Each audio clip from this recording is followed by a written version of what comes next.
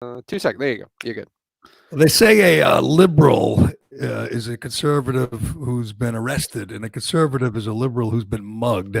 I think what we have here with the Alex Reimer, our token liberal, is a liberal whose father has been put out of business, which has kind of woken him up, which is good to see, Reimer. I know we like to argue, we like to disagree, but I think you're realizing just how crazy these liberal policies, these lockdown policies are, because your father is unable to do business, and daddy won't be able to pay for your haircut whenever you're allowed to get a haircut. What are you going to do?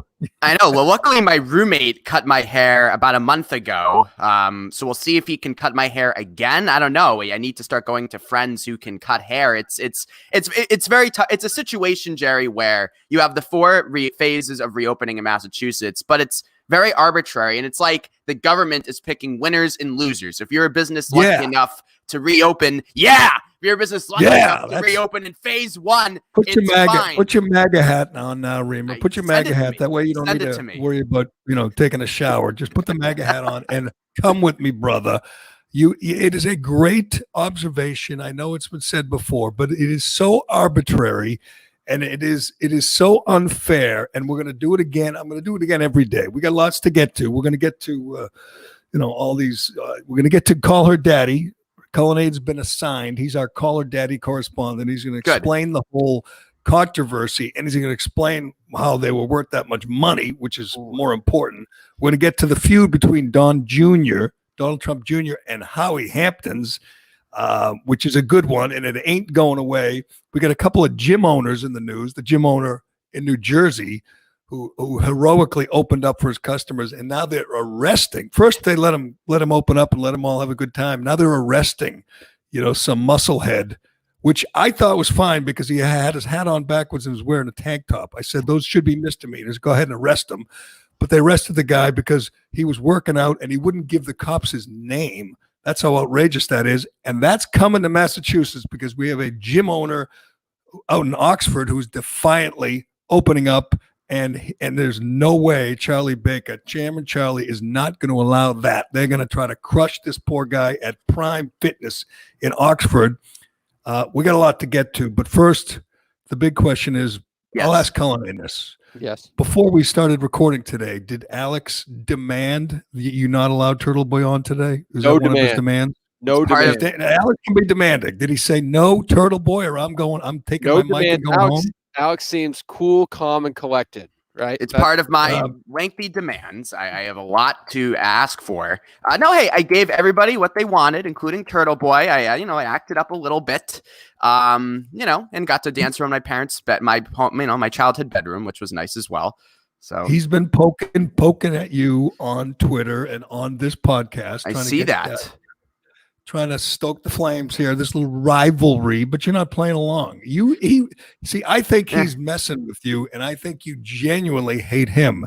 I've seen you've had plenty of feuds, plenty of fights, including with me, but this one really got under your skin. I could see it in your eyes through this Zoom call or whatever the hell we're on. I could see it in your eyes. The Turtle Boy really bothers you. I don't know what he did, but you don't want to fight with him. You don't want to go back and forth. Well, I was paid handsomely to argue back and forth at WEI, Gerry. That's the point. Do I like arguing in my real life? No, not really. I like to just live in an echo chamber. I enjoy arguing with you, though. That's bullshit. You just, for some reason, you don't want to go there with Turtle Boy. I don't know what it is. Because honestly, I'm happy to debate anything. And if you really want to have a debate about the transgender girls track fairness and competition, I'm happy to have that. But if you come on here screaming about how trans girls are boys, I just don't really want to be part of that. So if you were going to have a civilized conversation, Gerry, that third rail topic, which, let's be honest, it got us all in a little bit of trouble when we did it on the radio. And it's a subject that some people don't want to touch. Hell, when I tweet about it, I get people saying, you don't go there. You better be careful. They'll come after you. I don't really understand the obsession with that unless you hate trans people or unless you're a massive girls track fan, which is bizarre in its own right. What's wrong with this discussion about it? Don't you think it's a pretty polarizing topic when you think about it? I mean, there are two sides to it. Clearly, Reimer, there are two sides to it. And I think it's a good debate. I think you're on the losing side. I think you're in the minority, but the minority in this case is much more vocal, much more aggressive. They will come at you, as we know, with everything they got, where the majority basically just looks and says, it's not fair. It's not fair. And you people say, nah, I don't know. I think the majority of people, if they actually were to look at it, understand the experience of a trans person is quite difficult. And they're not just transitioning willy-nilly to play girls' sports or boys' sports. And, every day is very hard for them. So if they want to play sports with the gender they identify with, I'm cool with that. Ultimately, not every day, Reimer, not every day, not race day. That is not hard for them. That is easy for them. It is easy for them to beat the girls, the biological girls. But we don't have to do that today. But here's the thing, though. I did see a tweet from somebody, and this I think really hammers the hatred that a lot of your people have. The tweet said, "I don't understand why Gerry and Kirk love Alex. I don't understand it." So all these people, these dyed-in-the-wool right-wingers, they want your affection. They even want Kirk's affection. I get it, and they don't understand it, because if you were given the choice, Gerry, between having a meal with me or Turtle Boy, you choose me 10 times out of 10, and that angers him. If Kirk had a choice, if he ever liked to socialize between having a meal with me or Turtle Boy, he'd choose me. I talk to Kirk all the time. I mean, so these people want your affection. They want Kirk's affection. They're angry. I get it, and they don't. And I think that's ultimately what a lot of the hatred comes down to. I'm going to be honest.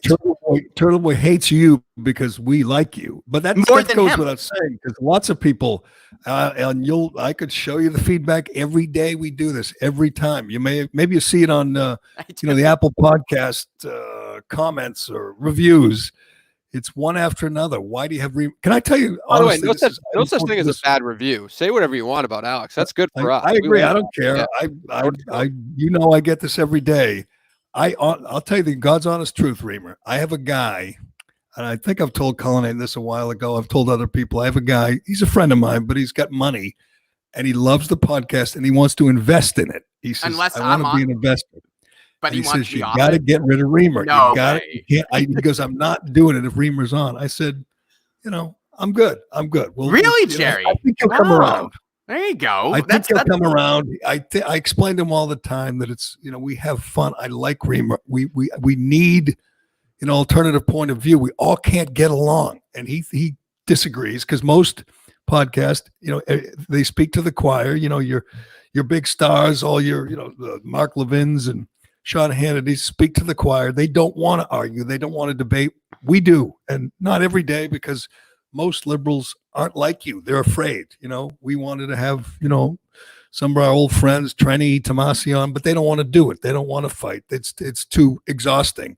Reimer, he wants to. He doesn't mind, even though sometimes you can be, completely wrong. You could be outnumbered. I could beat you up like kill you in a fight, but you come back the next day and do it again. So we like that.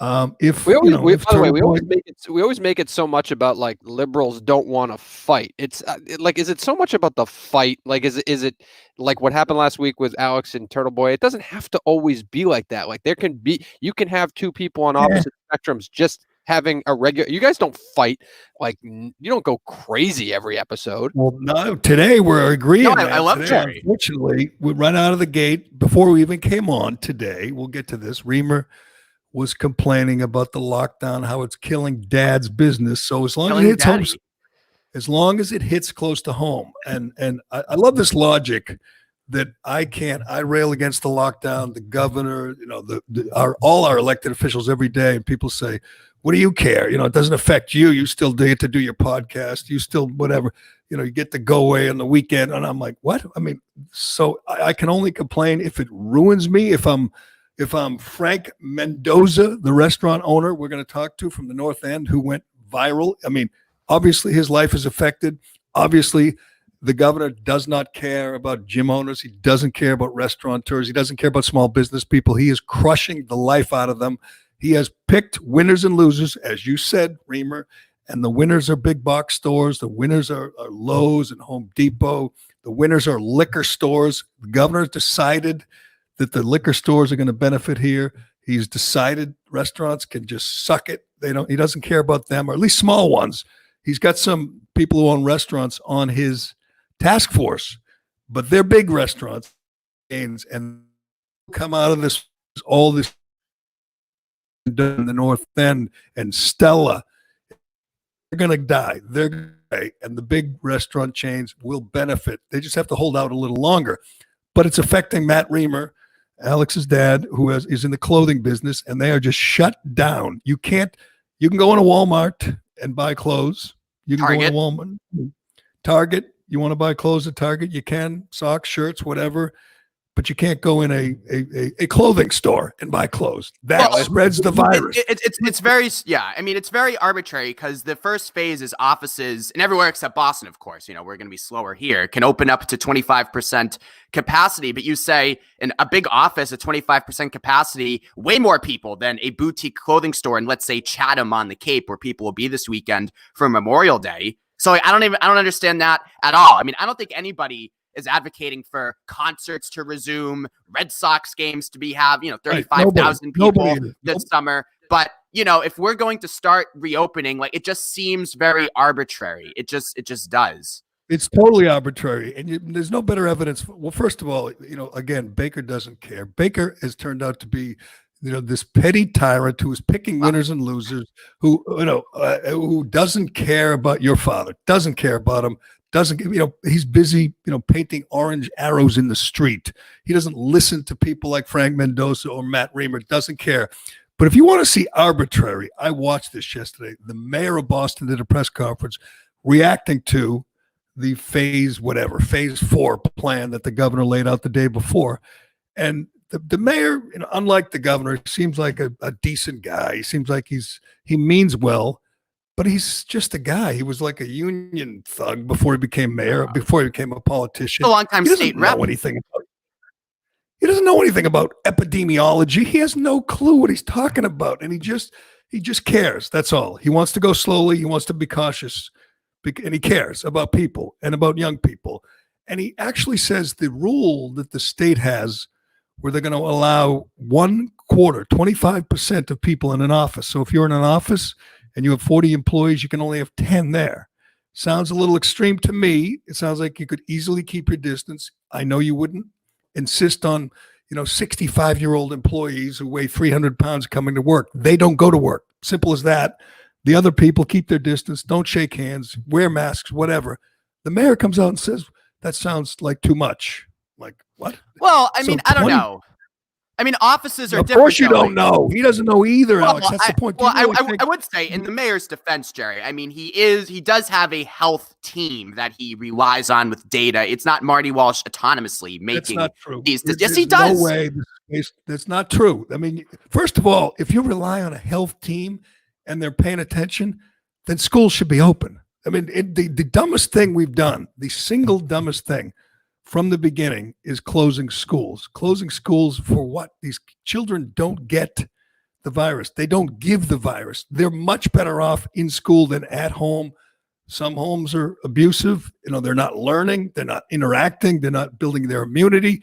It's idiotic from the beginning to keep children out of school. And eventually we're all going to realize that. It might be, again, 6 months, 6 years from now, but some people are going to go, why again did kids stay home from school? They don't get the virus. And you stay home, there's so many detrimental things about being home. And missing school is one of them. He should have come out yesterday. 2 days ago, the governor should have said, okay, schools are open tomorrow. We're going to do it a month. We're going to give it a month and do our best to get the kids caught up. The idea that you're leaving kids home, and I saw a number. That ship has sailed. I don't know what you're talking. We've already had this conversation. Okay, fine. Just explain to me why they're home. Why are they home? You can't. But the fact of the matter, like if he came out and said that, do you know the uproar? People are still scared shitless out there. Of what? Of what? That's the point. Do you want leadership? You want leadership or not? I would love leadership. To say I'm keeping a good job scaring people. Then you have our Congresswoman, Ringo Presley here, this radical nut who comes out and she says she's against the governor's plan. Can someone point out to Ayanna Presley that the governor is last in the country at opening up? We are last. We were last with golf. We're last with restaurants. We're last with retail. We are last. That's 50th. And she comes out and says it's too soon. Well, here's what would you like? I mean, again, this is not a person who gives a damn about the private sector, who doesn't care about Matt Reimer or Frank Mendoza or the gym owner in Oxford. She couldn't care less if they all go out of business. She wants everyone to depend on the state. That's her goal. She's a radical. She's a socialist. But she actually said yesterday that she talked to small business owners who aren't ready to open up. Okay, can you please name names? Because every small business owner I know, everyone I've talked to, are dying to open up. Literally, their businesses are dying if they don't open up. She made that up. Like Reimer said, they're just making it up. It's arbitrary. They don't know what they're talking about. We all have to, Alex, we all have to come to an understanding now. You, me, Callahan, everybody. They don't know what they're doing. We have to understand that now. They don't know what they're doing. They don't know what they're doing in terms of masks, in terms of, canceling school, in terms of having 10 people in an office that holds 40, in terms of allowing restaurants to open, but not, into capacity, or having people eating on the sidewalk. And they don't know what they're doing. They have no idea. You say they have health advisors. I don't think so. I think Marty Walsh is just winging it. I interviewed Marty's health services commissioner. Marty Martinez is a good guy. He has the best interests of people in mind. He's looking at the health. He's a health person. He's doing what he's supposed to do. But, when Ayanna Pressley tweets out yesterday, policy decisions that offer a false choice between public health and economic recovery hurt our communities, she's wrong, because there is no false choice here. Like, the federal government, whether we like it or not, and I don't like it, is not giving states any more aid, is not giving the people, it looks like, any more aid, because they're terrible and want to send us back to the meat grinder. And I lament that. I do. But the fact is, you can't just keep businesses shuttered if no additional economic aid is coming. So it's an imperfect situation. It's awful, but there is a choice. Like, if you keep it extended, yeah. Go ahead. You know what Walsh said last week, that he wasn't ready to open up the city. He wanted to keep the lockdown, keep the curfew, because not enough people got sick. Yeah, Only but right. Not enough people got sick. So I'm curious, what if half the city got sick? Would he open the city up? Right. So that sounds like an onion article. So we had a lockdown for 8-9 weeks, so nobody would go out. And then we found out that, nobody went out, so nobody got sick. And as a result, we can't open yet. It's like, what? It is so maddening. I can't imagine being Frank Mendoza, or the gym owner's name is Dave Blondin, or Matt Reimer. I can't imagine your life depends on this. And these people just stick the middle fingers up in your face and say, not ready. And they're doing it for one reason. They want to appear compassionate. They want to appear cautious. They want the suburban soccer mom who puts a mask on a 4-year-old and thinks if you jog by her house without a mask, you're jeopardizing your whole family.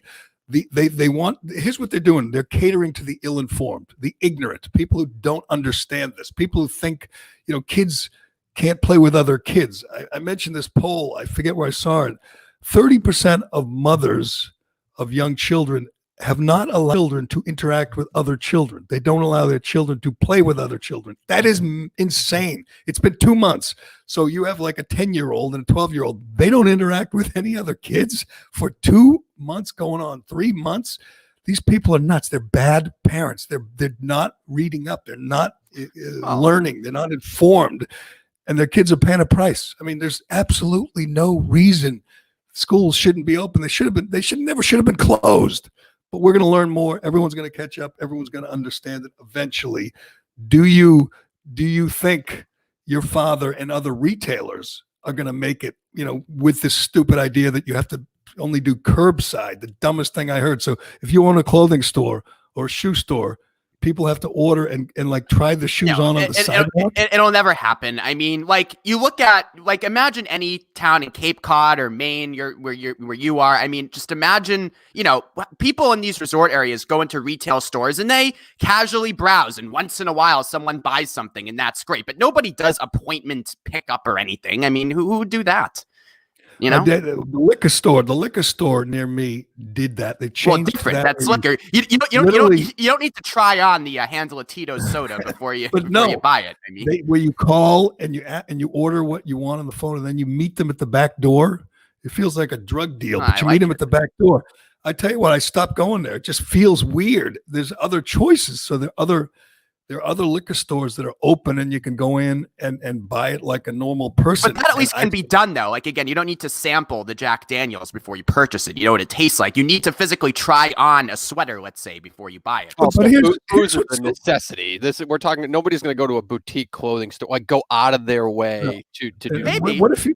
I don't know. And ask them to bring it out to the sidewalk and buy it? No one's going to do that. No.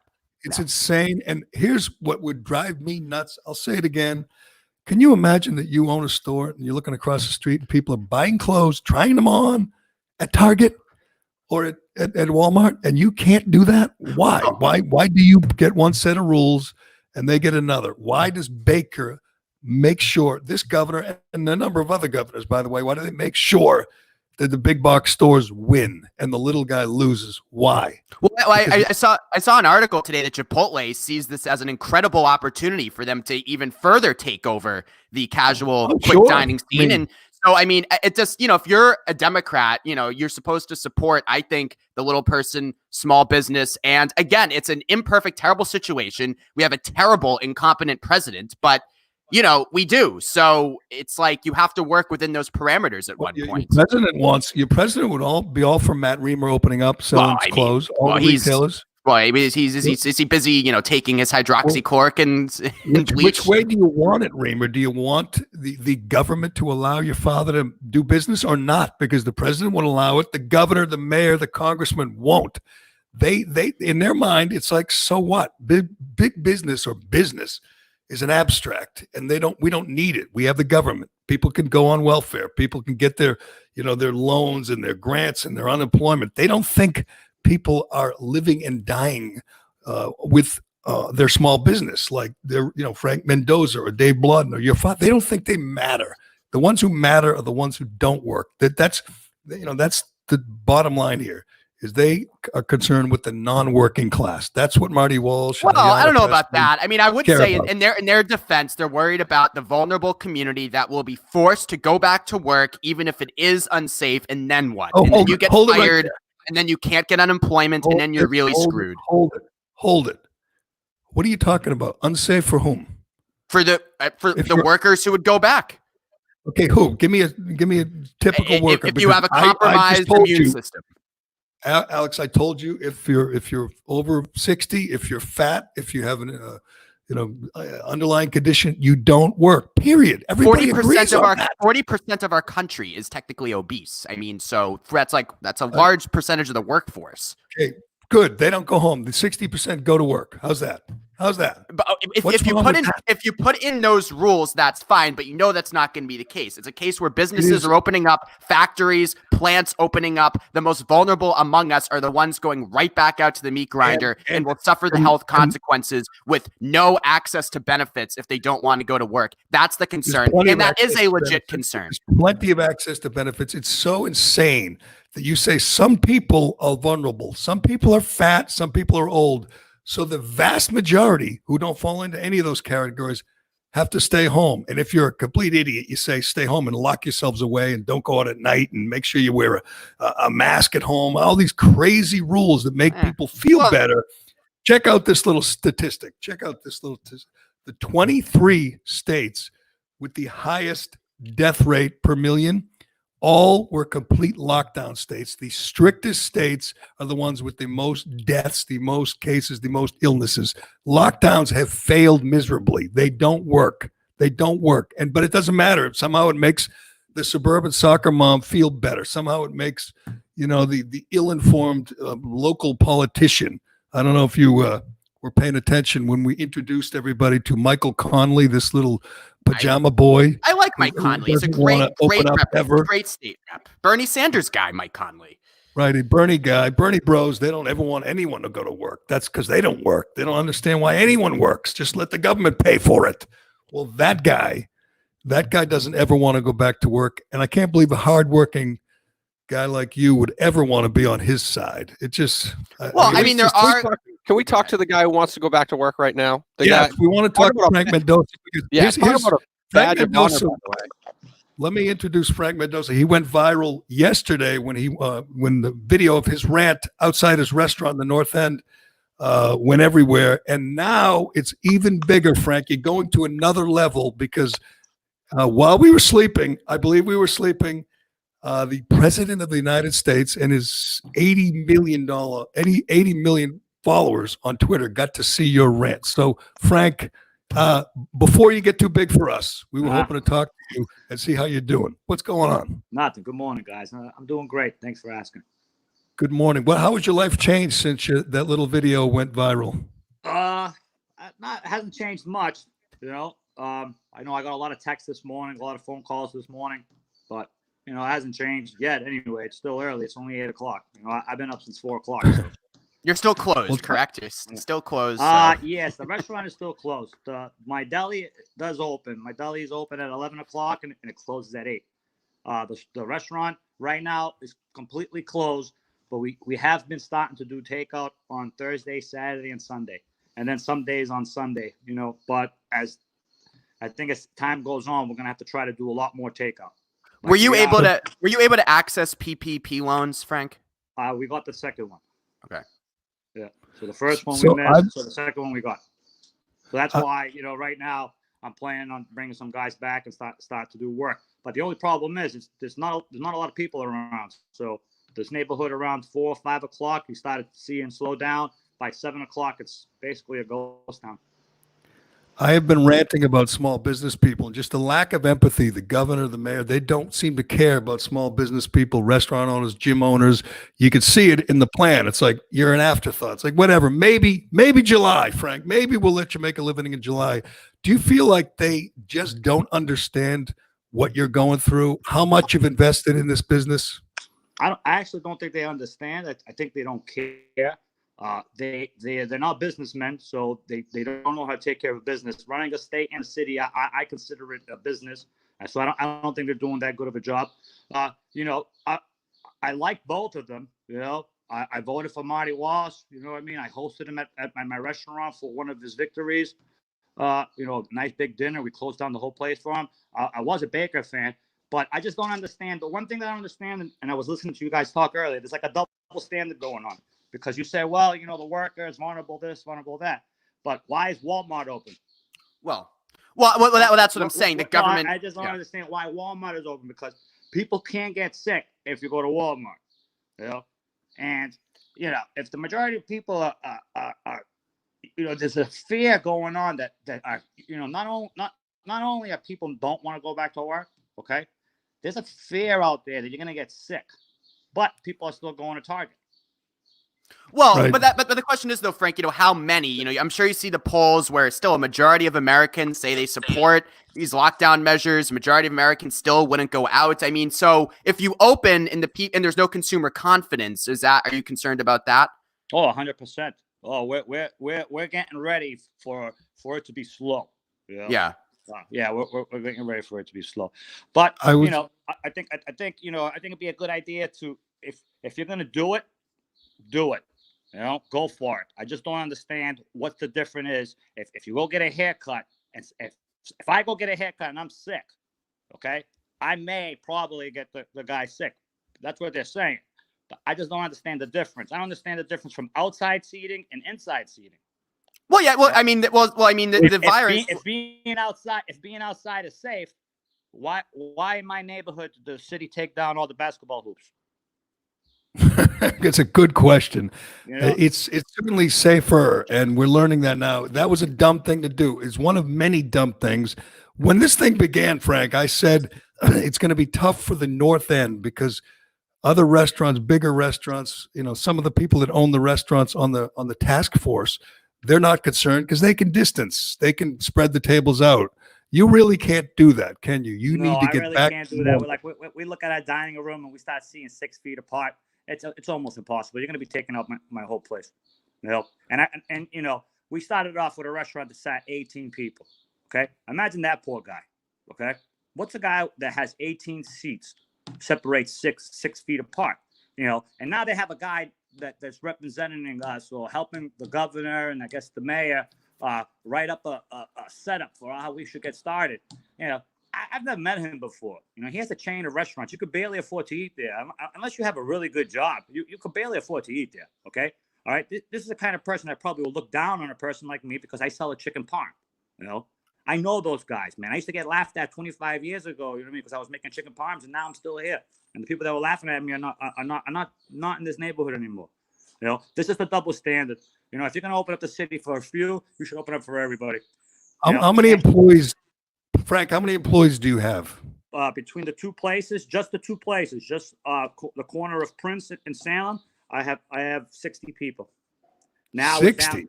Now we're down to maybe 12.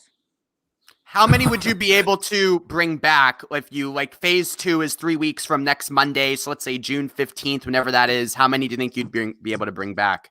Okay, Marty Walsh said the other day that he thinks 25% of an office building is too much, too fast. That's ridiculous. The size of these office buildings are humongous. You can spread them out as much as you can.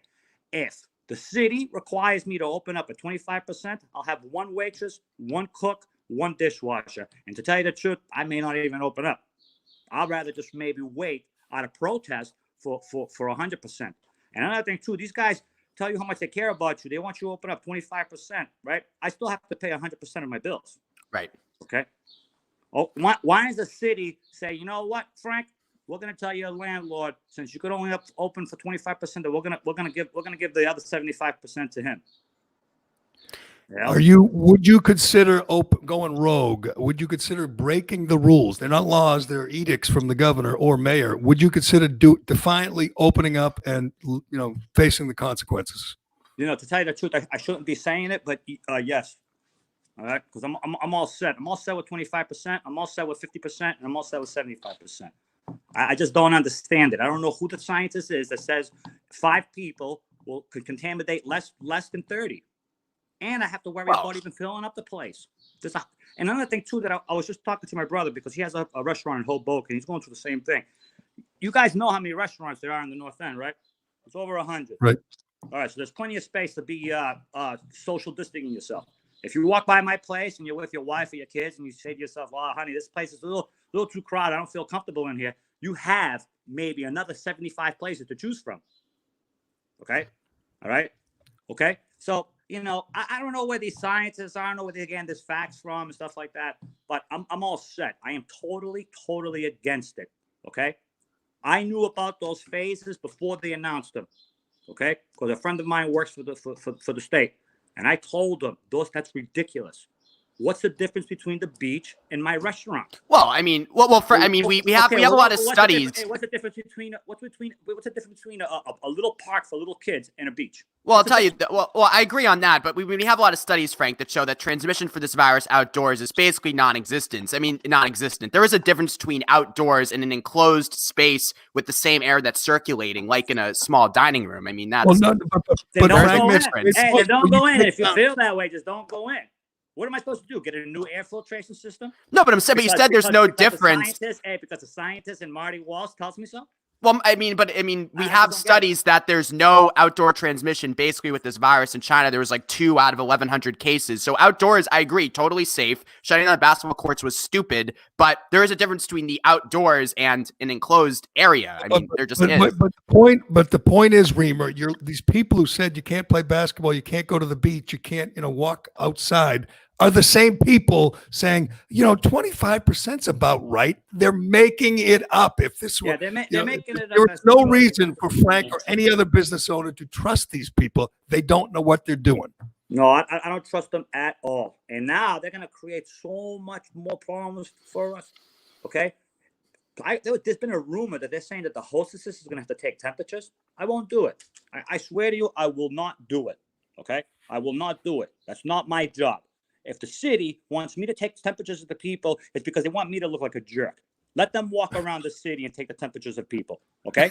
All right? Just like they give tickets out. Okay? They'll give you a ticket. They'll give you a ticket in this neighborhood. There's maybe sometimes 6 or 7 meter maids in this neighborhood. Let them take the measurements, the temperatures of civilians. Because I'm not doing it. Well, No way. you make a good point. Yeah. Meter maids are essential. Restaurants are not. That's another just arbitrary choice they made. Meter maids are working and working hard. How long can you go on, Frank? They said maybe July 1st, maybe not. It could be August, could be September. At what point At what point will they break you? Oh, please! I've been broken. You know that I heard the Dave Portnoy from Barstools, and I said to myself, "Wow, this guy's 100% correct." And I've never say anything. All right, I'm not the type of person to go out there, hold signs, protest. I would never say anything. But you know what? It doesn't seem like they know what they're doing. I don't trust them, and there's a double standard. Okay, that's it. You know what I mean? If you could open up Target, you should be able to get a T-shirt. There was a gentleman in New York City that makes handmade shirts. So you have to go there. He measures you, and then it gives you the shirt, and then you gotta go back and you gotta pick up the shirt. He was sick. He was saying to himself, "Why is the liquor store able to sell vodka and I'm not able to sell a shirt?" That you have to go get measured, come back a week or two later for the shirt. And the guy is 100% right. And another thing too, I've been reading a lot of comments on some of these posts and on Twitter and stuff like that, saying that I'm money hungry. Well, guess what? I'm not. I was born poor, okay, and I really don't care about money. And to tell you the truth, I can keep my place closed because I work damn hard, okay, 25 years, so I'll keep it closed, okay, all right. I'm not afraid of closing. I'm guaranteeing you this is you could quote me on this. I'm not going anywhere. I will never ever close, okay. I love what I do. I love this neighborhood. So you know what? But you know what? There is people that are going to close. All right? Because my neighborhood's going to look. My neighborhood. Remind us again of the name of your place. What's that? Remind us again the name of your place. So Monica's you open. Monica. Say it again. Monica's Trattoria. Monica's Trattoria. I saw it on the video. Some tells me you may be serving the President of the United States dinner whenever that day comes. I would love to. To tell you the truth, this couldn't have happened at a better time because the economy was doing really well. I'm telling you, we had a great winter. Okay, not too much snow. Okay, and you may not like him, you may disagree with him, he may not talk as fancy as other people, but we had a great economy and everything was going nice and smooth. Okay. I've told somebody the other day, it took me 25 years to get where I am and one day for them to take it away from me. Okay? It's not fair. All right? That's it. I don't understand why my place is so dangerous, but Target isn't. That's the question thing that people have struggled with. My question is, Frank, as a business owner, there was an article in the Boston Globe, and you were included in it with other North End restaurant owners, and one of them had the concern about opening up quickly, then having a huge spike in cases, closing again, how that would be even more disastrous than the situation now. I'm wondering your thoughts on that. My thoughts? Well, I don't want anybody to get sick. You know what I mean? Do you actually think I want to get anybody to get sick? I said that I would rather get coronavirus than close my place down, and that's a fact. When this first started, I was waiting for it. I wanted to get sick because I wanted to get it over with. But they're brainwashing you. Okay, why isn't all the homeless junkies and the Boston Common? Why are they not getting sick, or why are they sick? Okay, all right. Well, many of them are. They've done tests on homeless people. Another thing too, I have a fear of a lot of things. This city, this weekend, there was 3 shootings in the city of Boston this weekend. What should we do? Okay? A police officer can't shake people down. Okay? All right? If you see the same kids in the same corner every single day, okay, they don't go to work, a police officer is not allowed to go shake them down. Okay? I'm scared about everything, man. Let me tell you something. I got guys that come here and work every single day, okay, from some hot zones. Okay? I got my children running around here. I don't want anybody to get sick. And I know regularly in September when my kids went to school, when they go back to school in September, okay, which they probably won't because they don't want them to go to school, okay? They would rather them keep them at home, okay? Probably have less teachers, and one day they're going to have a robot. They're going to replace a teacher with an iPad, okay? All right? So now every September when my kids go to school, you know what happens? They get sick. They come home with lice. They got fevers, okay? They throw up. They have diarrhea, okay? What do you think is going to happen in September if these kids go back to school? This virus is going to disappear? Let me tell you something. My kids don't like it. They're 13, 11, and 7. They hate the Zoom thing. They don't like it. They hate it. They hate being home. They love going to school, okay? And let me tell you something. if you put your trust in these people, I'm going to tell you, God bless you, man. Okay? God bless you. I'm a Roman Catholic. I barely go to church. I haven't gone to church since my mother's passed. But I do pray to God, and I pray to the Virgin Mary. Okay? I put my faith in God, my family, and my country before I put my faith in Marty Walsh and Governor Baker. Okay? That's it. And I don't hide neither. Okay? All right? I don't give speeches or go on CNN, okay, in my living room. All right? Marty Walsh and Governor Baker should be walking around, okay, talking to people, asking for people's ideas, not asking a guy from Davios, okay? Or, I mean, that drives around probably an $80,000 car, okay, that probably looks down at a person like myself, okay, suggest what I should do. Come on, man. When did these guys become God? I didn't elect Marty Walsh for him to become my God or my father, telling me how I should wipe my ass. And you know what I mean?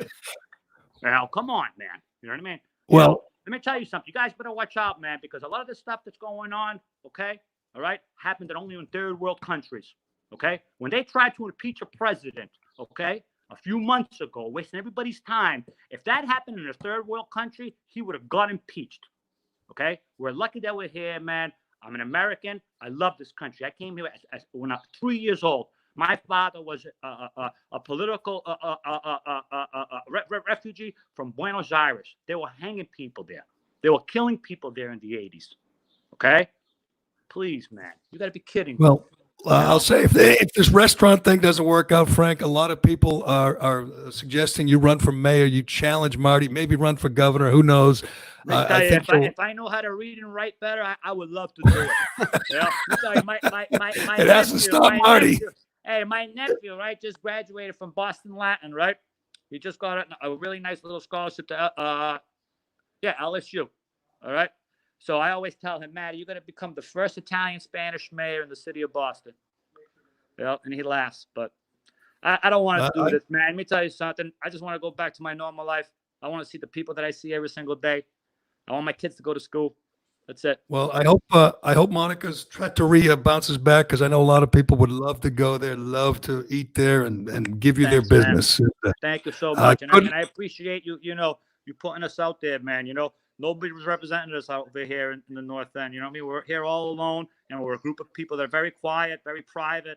Yeah, I don't want to rant like that, man. I don't want to have a fight with anybody. I just want to be left alone. Well, Good luck, and I hope you remember us when the president calls and when the president visits, because I have a feeling, Frank Mendoza, you're kind of a big deal right now. You're going to become a much bigger deal as this thing goes on. A lot of people are rooting for you, my friend. Good luck with everything. Thank you. I really appreciate you saying that, man. God bless. Monica's Trattoria, not open yet, but when it is, Reimer, we're going to have a podcast dinner there, or lunch or something there. You can wear a mask, or you can sit 6 feet away. I don't care. I will sit outside. You can sit inside. How about that? I love outside too. You're right. I mean, and you got Frank on that last rant. It was a dumb question, but Frank's point is. It's one word, Reimer: freedom. You should have the freedom. You should have the freedom to go there if you want. If you don't, don't. I mean, you have a freedom to go to Walmart, or go to Target, or go to McDonald's drive-through, or you should be able to go to Monica's Trattoria. You don't need someone like Marty Walsh telling you, no, that's against my rules. It's not a law. It's a rule from the mayor, a rule from the governor, that you can eat at certain places but not at others. Well, it's just crazy. And I think ultimately, the role of government, and we disagree. I think the government obviously should have a bigger role in society than you do. I think the government has to protect its vulnerable people. And at the start of this coronavirus in March, we really didn't know anything about it. So I think the full lockdown was absolutely the right thing to do. But now that we know more about it, we know who's vulnerable, who's not. Ultimately, and this makes me sound like a bedrock conservative, but healthy people should be responsible for their own health. I mean, every single winter when there's a flu season, we let people go out uninhibited. We don't put lockdown restrictions on healthy people. So, and the other thing is too, as Frank said, again, if you're a small business owner and you see these big box stores still open, banging business. I always go back to the Target in South Bay and Dorchester. They had employees there test positive for COVID-19. They didn't close. They just said they sanitized and moved on. So again, why, if you're someone like Frank Malzone, I totally respect the passion. Like, Of course he's outraged. How could he not be?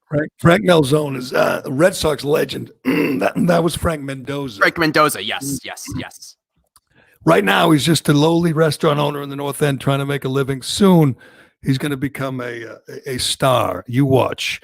Again, overnight, Portnoy tweeted out Frank's rant from the other day. It was tweeted by lots of people, but Dave Portnoy did it to his 1 million+ followers. And then he got retweeted by Donald J. Trump in the middle of the night last night.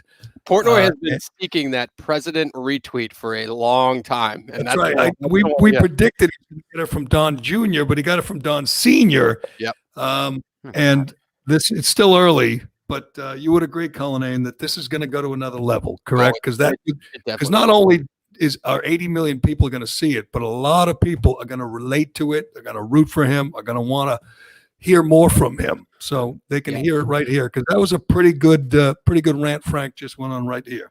He's passionate. He's passionate. He's just he's not yelling and screaming. He's just passionate about getting back to work. A lot of people can identify with what he's going through. I also noticed Donald J. Trump last night retweeting your good buddy Alan Dershowitz, Jerry. So good to know that Dersh still has the presidency here. No, that's Cullinan's good buddy. He's not my. Why don't you see if we get Dershowitz on? Give him a call. I'll text him. We haven't texted in a while.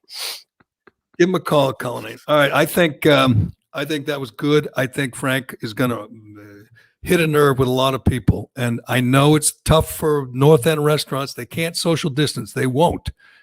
This is going to be another big showdown because lots of restaurants, big restaurants in the suburbs, and chain restaurants, and whatever, Applebee's and the Red Lobster are going to be able to find a way to spread the tables out a little bit. Frank can't do that. His place isn't big enough. None of them, 75 places in the North End, none of them are big enough to keep people 6 feet apart. You're going to have to just agree to take your chances, and he's going to have to hope people show up because they're not going to be able to follow all the guidelines that the mayor, the governor, or whoever it comes down with. And at some point, they're going to have to say, screw your guidelines and just open up. All 75 of them on the same day would be great. Can't bust them all, just like gyms. The only way this guy in Oxford is going to be able to pull it off is if other gyms support him and follow suit. One guy they can shut down. One guy they showed in New Jersey, they can go there and just arrest people. But if 75 or 100 or whatever gyms open up, they got no shot. That's the only way. That's what happened with golf. Again, it's so hard though because you do see, do you think so? You don't think there should be a phased reopening at all? You just think let's just all go at once? Yes. Really? Because yes. I do. I do think there is a difference between allowing al fresco dining and a gym. A gym is a petri dish. You're going to have locker rooms open too. Okay. Have you followed the other states? Georgia opened up. I have, and we don't know their numbers because their governor fudged the numbers, so we don't know how many cases they actually have. Okay, you would know it if they had a spike, as you like to say. You would know it. Georgia has handled this great. Florida's doing great. Texas much better than New York or Massachusetts or New Jersey. These states where the governors are literally killing people. Andrew Cuomo is literally killing people, and eventually everyone's going to get to know. Even if you watch MSNBC, who's carrying his water, or CNN, where he's giggling with his little brother, even if that's how you get your news, eventually the truth is going to seep out, and you're going to find out what a monster Andrew Cuomo is. He should have been arrested by now. He is literally killing. He has literally killed thousands of senior citizens. He is incompetent. At some point, he's going to be exposed for the monster that he is. But we don't have to get into that right now. Let me do Shea, and then we're going to talk to Callahan. Is going to give us the whole lowdown on Caller Daddy. That was his job. I signed him as Caller Daddy correspondent. I'm the Caller Daddy beat guy, I guess. That's not a bad gig. It's better than being pretty wild Red Sox beat guy. Can anyone make news like Portnoy?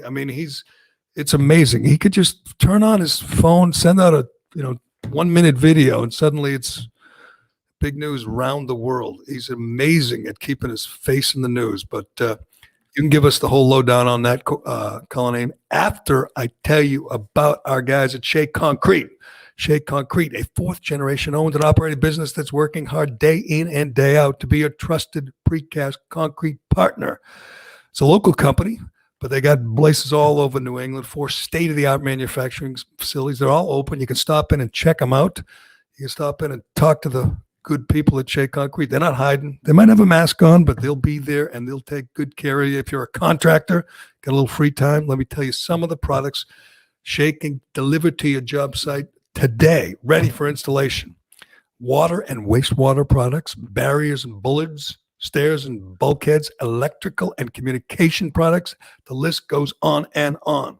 These guys can do it all. Just give them a call, talk to them. They'll explain it all to you. If you're an engineer, if you're one of those geeks and you're trying to design something, Shea can help you. They can help design your next project. Give them a call for more information or for an estimate, or just log on to sheaconcrete.com. And if you do, demand a hat. Ask for a hat. They got hats, awesome hats. The couple of big stories, big media stories. You know, we love media stories. Yesterday, you had Don Jr. versus Howie Hamptons. That's Don Jr. feuding with Howard Stern because Howard is such a sellout. He's the biggest sellout in media history. Don Jr. retweeted a story where his old sidekick Artie Lang called him out, where they mentioned that he wants to be like Jimmy Kimmel. He wants to be in with the in crowd like his good buddy Jimmy Kimmel, and he's sold out everybody, including Donald Trump, who used to be his friend.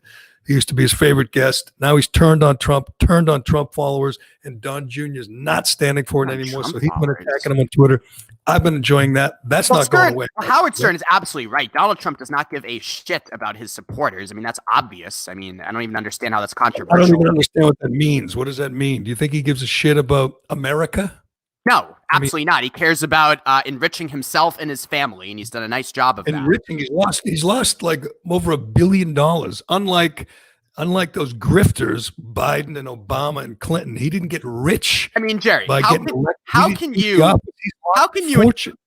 I understand you think Howie Hamptons has gone soft in recent years, but how can you take Don Jr., who's done nothing in his life of any consequence, over Howard Stern, who's built the greatest radio empire, media empire ever? I mean, come on. I just told you, Howard Stern was the greatest. I was as big a fan as anybody. I loved him. He sold out. He's a whole different guy. And I'll say this, he's lost his mind. It's also kind of ballsy, though. I actually disagree with you to some extent, because I do think there are a lot of Trump supporters that listen to Howard Stern. So to spit in their face the way he did, that takes balls to do that, don't you think? Yeah, but his loyalties lie with Jimmy Kimmel, who hates Trump, with Jimmy Fallon, with Rosie O'Donnell. He hangs out with Rosie O'Donnell. That's what he wants. He wants to be one of those people, as Artie Lang points out, those people they used to mock. Those are now his friends. He has sold out. We know the people on his show, he wouldn't give them a time of day. The people that work hard behind the scenes, doesn't care about them. He cares about what Rosie has to say, or Jennifer Aniston. Is he going to get invited to her place on the 4th of July? That's what matters to him, that and saving stray cats. Those are the important things to Howie Hamptons now. Don Jr.'s pointed it out. I give Don Jr. credit for the balls. You challenge Howie Hamptons, that's a feud that's going to, it's going to end poorly. It's going to end poorly for somebody with no intelligence or wit like Donald Trump Jr. I mean, this guy is such a moron. I don't see how anybody on Twitter. He's much better than his father on Twitter. He can spell. I mean, at least he can do that. That's true. He doesn't just capitalize words, arbitrarily. But okay, media story number 2. We're building up to call her daddy. Media story number 2, and it just made my day. Joe Rogan signs with Spotify for $100 million. Now, he's got the most popular podcast. I think consistently he's in the top 10, top 5, number 1, more than anyone. It is a marvel. It is a phenomenon that I don't understand. I listen to it occasionally. I look at it, and if he has a guest that interests me, if he has, somebody that I find interesting, he had a couple of great podcasts with our friend Lenny Clark. And he has these 3-hour conversations with people in the news. The last one I listened to in its entirety was Bill Maher. It was excellent. I tweeted how he almost made me like Bill Maher. Bill Maher was really good with him. They were funny. He's a great conversationalist. I look at it more than half the time and say, who the hell is that? He has MMA guys on. He has people on like like shrinks or something. And I say, I don't have 3 hours to do that. It amazes me. He says he gets 190 million downloads a month. Wow. That is 60 million. No, how many is that a day? 6 million. Not good at math. Jesus, it's a lot. That's how a many lot. shows does he do per week? He does what, like 3 a week? Yeah, I believe at least 3. Yeah, that's true. I'm not even counting like individual. I'm talking days. I think he people don't all listen on the day it comes out. He's good at it. He says he does it without notes. He just does a 3-hour conversation, and they're good. But sometimes his guests, I think, Turtle Boy's more interesting than some of his guests, yet he'll still get 20 million downloads.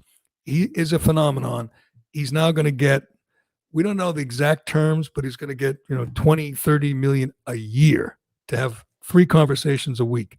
He's my new hero. What a gig. There's a lot of tentacles to this, right? Because one of the things I was thinking about yesterday was he's also huge on YouTube. He puts all of his shows on YouTube. Not anymore.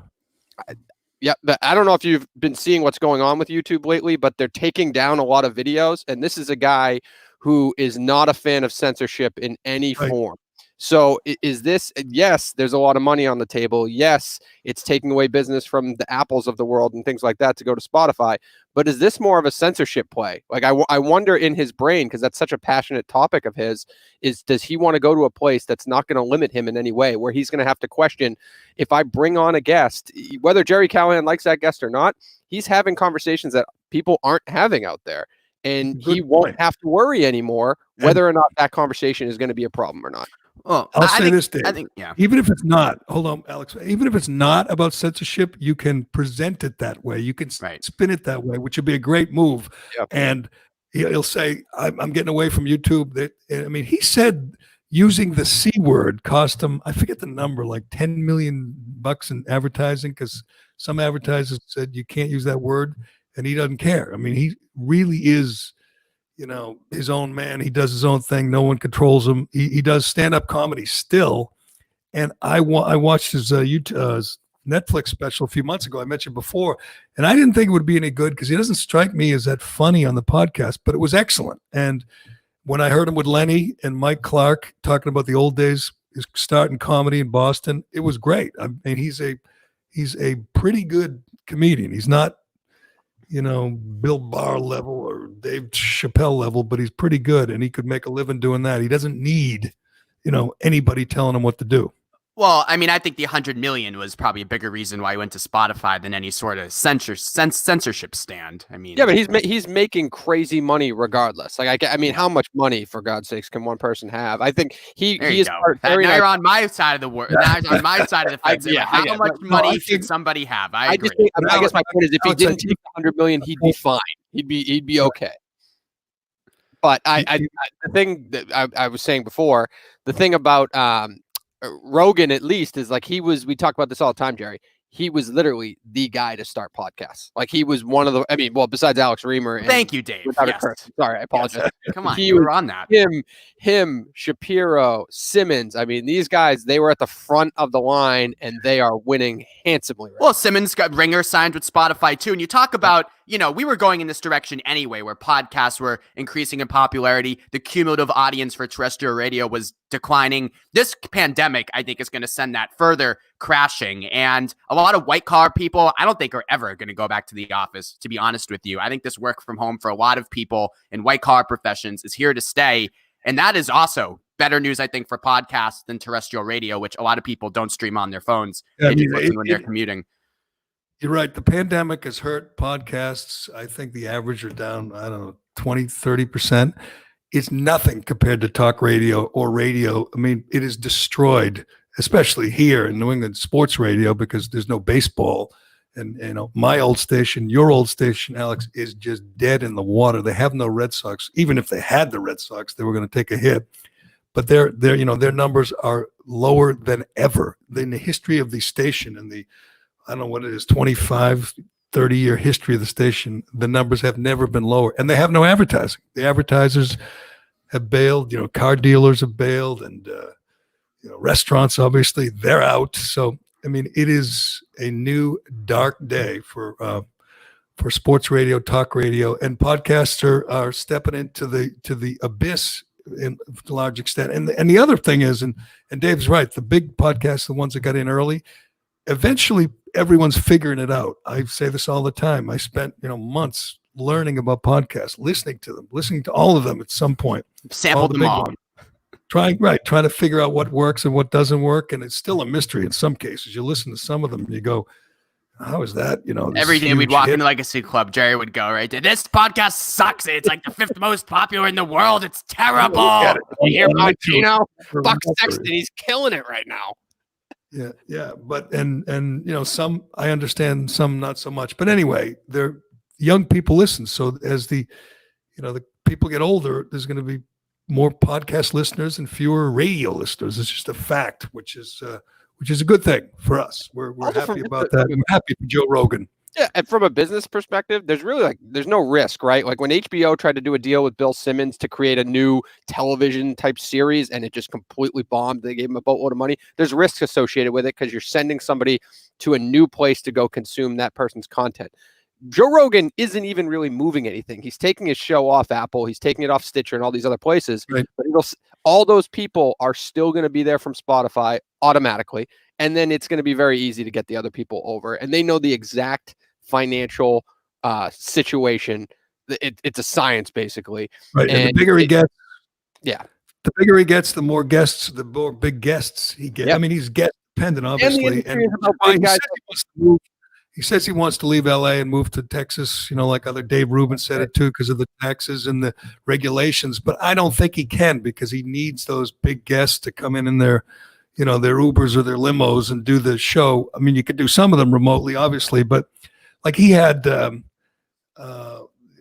other day, Elon Musk, that's huge. You have Elon Musk on saying anything and people are going to listen. He had, what's his name? What's the guy's hiding in Russia? Snowden. Snowden calls in and wants to talk to you. Know how big you have to be that Edward Snowden's calling and say, can I come on? It's you gotta wait. Hold on. It's totally crazy. But you wonder, like in the future, I think. Oh, God. Right now. We'll put you on hold. We got Lenny Clark scheduled that day. Sorry, hold on.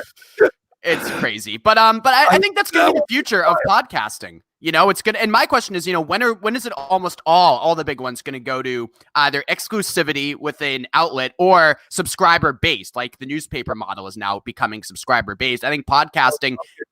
Okay, Callahan going subscriber based over here. He thinks he's got it all figured. Well, I'm just saying. I mean, like these podcasts have such a fervent following. If you were a devout, pardon my take, listener, let's say, if they said that's it, you $5 a month, and I mean, I don't know how many. I don't know if they'd lose any listeners. I'm sure they'd lose a few, but not a lot.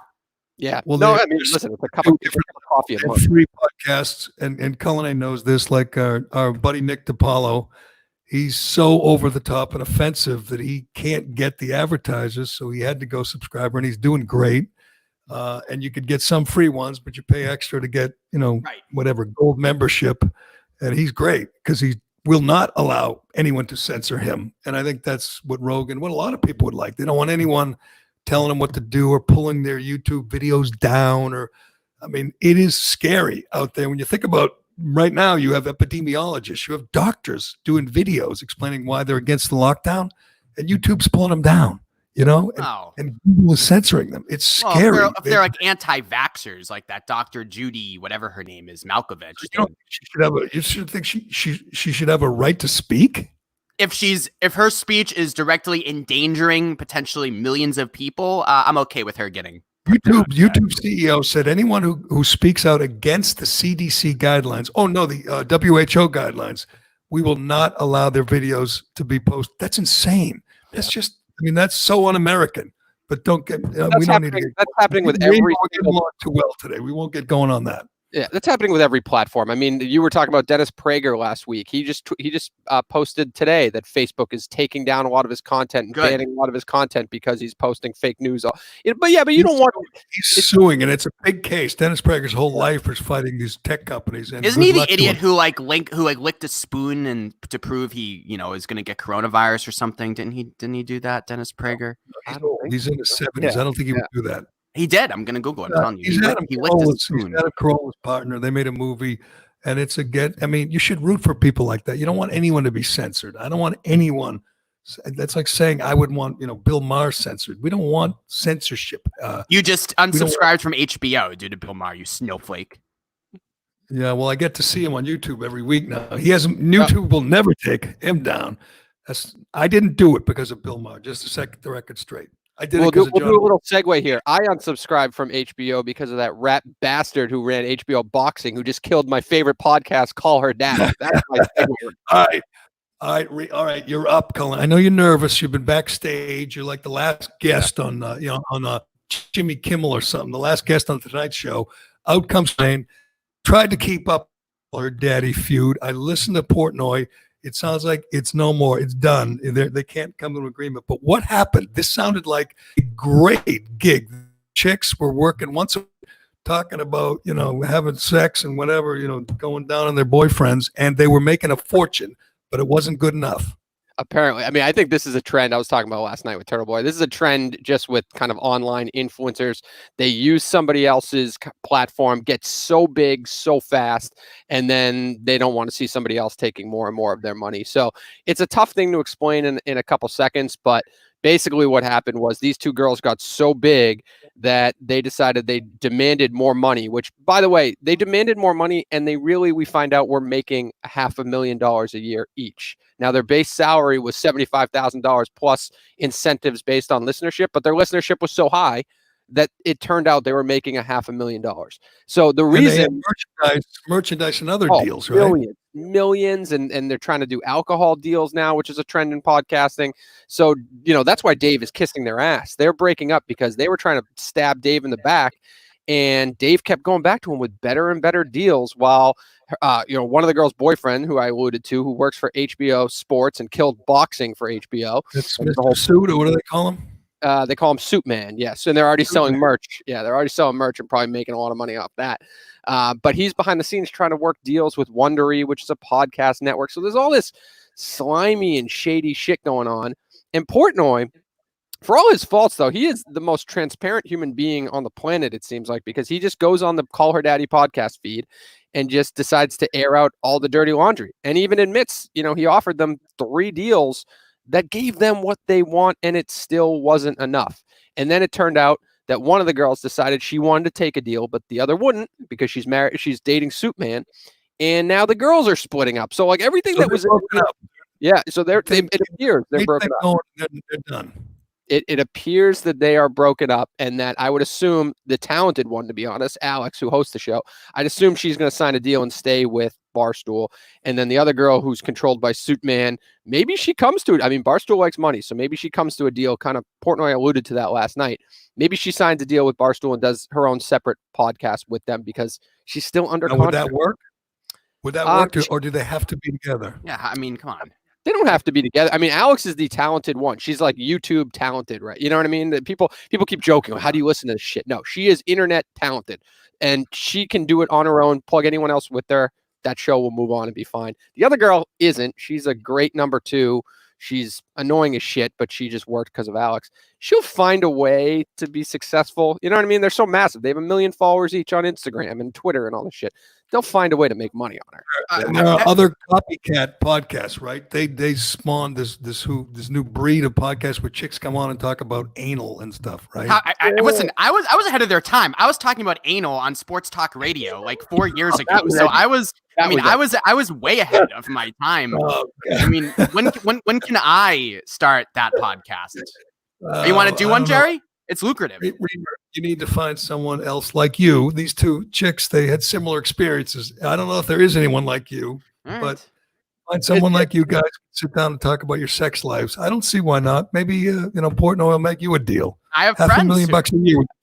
I have friends who have expressed a lot of interest in starting that kind of show. So we'll have to see. These are 2 girls. These are 2 girls who, they have a rabid fan base, and they go on this show, right? And they just cry poor every episode. They live in this shitbox apartment together, blah, blah, blah, blah, blah.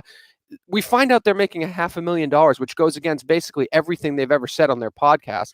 And it's just, that's why when Dave Portnoy comes on and he uses their feed to shit all over them, their audience is siding with Portnoy because they've basically been lied to this entire time.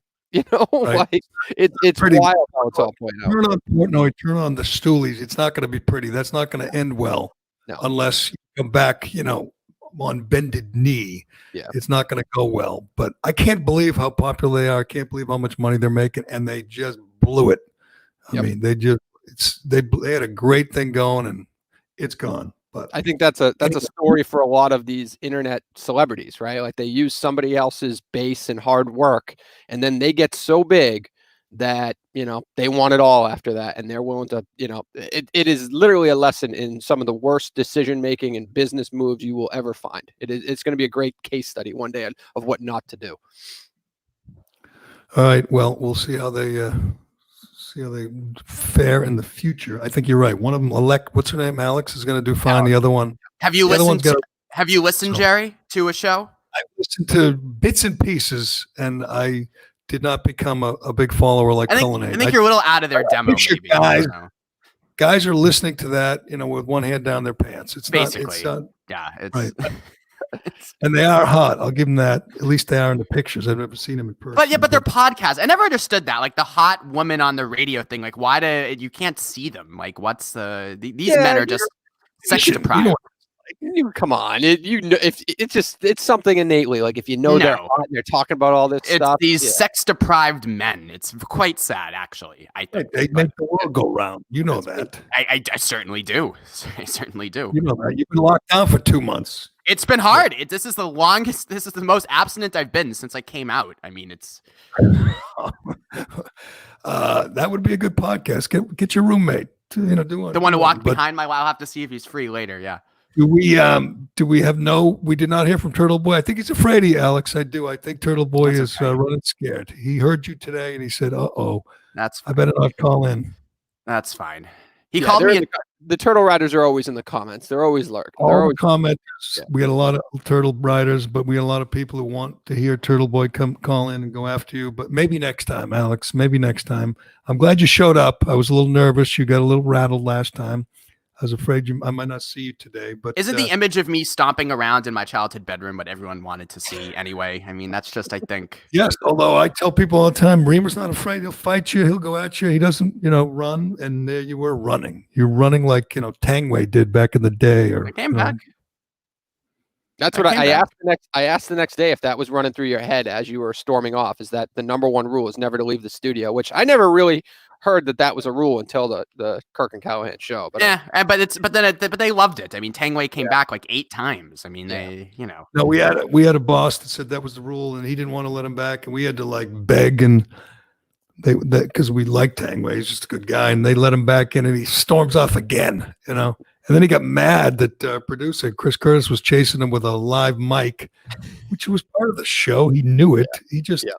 He was like Alex. He just couldn't control himself. He just got a little flustered and stormed off. And sometimes you lose it. But that was the number one rule on the wall of EEI, Dave. You're right. Thou shalt not leave studio. It was right there, right after, go to break at the 20 and the 40 and 55. That seems like I was the only one to never actually do that. I think I was the only one to never actually storm off. And does nobody question that? Like, if you're so pissed and you storm off, that's great radio. Like, what's really the big deal? I don't think that really was a rule. I don't think that was a rule. Actually, Tomasi never stormed off because he was too lazy. He was too lazy. He's too comfortable in his chair. But all right, Ream team, you got any big stories coming up in Forbes? Yes. I don't care about magazine. They suck. We don't care what you did with them, but we like Forbes. So what do you got? What do you got in Forbes?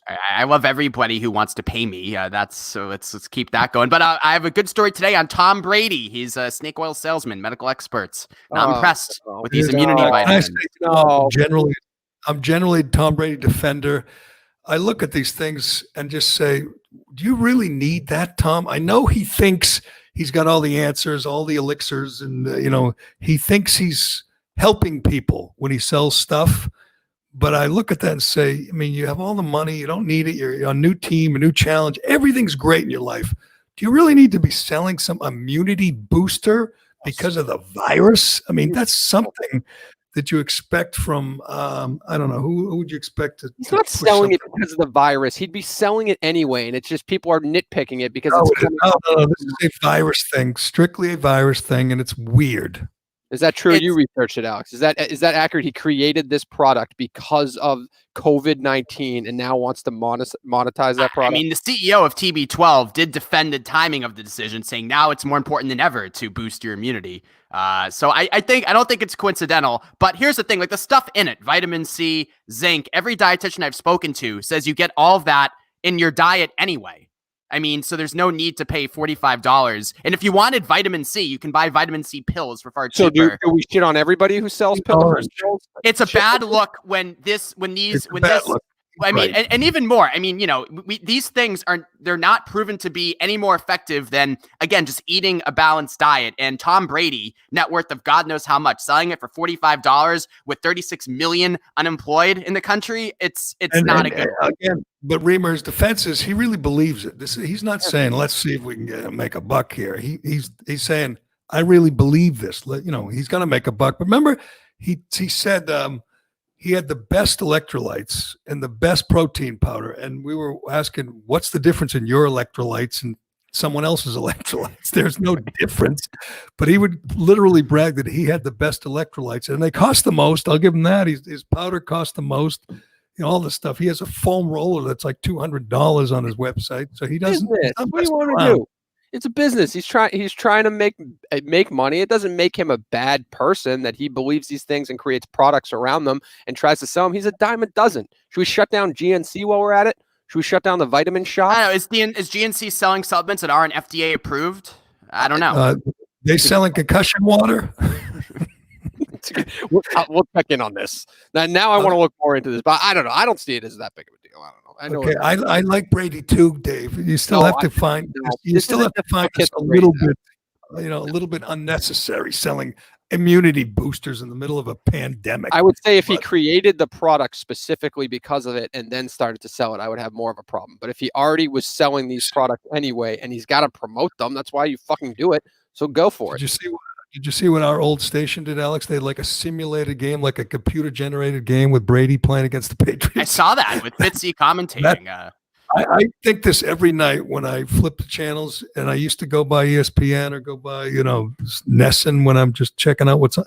And I look, and last night was like the 89 National League playoffs. I'm saying, who the hell is watching this? Who is watching games from 20 years ago that don't even involve, their team? I mean, it is amazing. They should just put talk show hosts like around the horn kind of guys on there all day, all night, because I don't understand who watches a game from 20 years ago. Anybody? Who listens to one? Who listens to a baseball game from 20 years ago?